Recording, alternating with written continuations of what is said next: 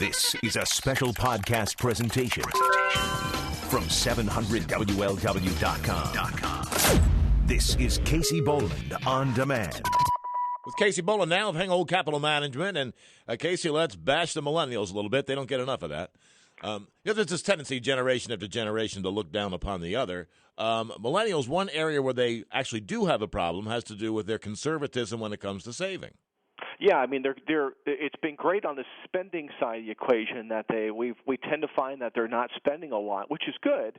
But on the saving side of the equation, they're extremely conservative with their money and how they're investing their money. A recent study found that millennials, between 40 and 50% of them, have their portfolio in cash, with a very small percentage in bonds and about a third of their money in stocks.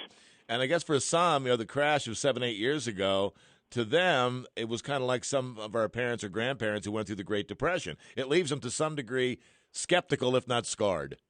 Definitely, and you're exactly right. There's some parallels with the Great Depression and what happened there. So they're very conservative in nature, but because of that conservatism, long term, boy, it's amazing with inflation today how much money you need to accumulate with retirement.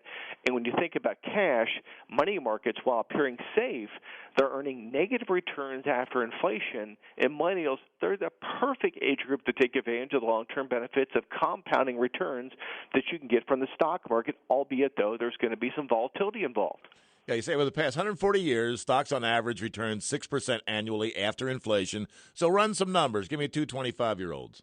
Well, if you've got a 25-year-old, they've got a 40-year time horizon for each, and let's say they're both investing $5,000 a year until they get to age 65.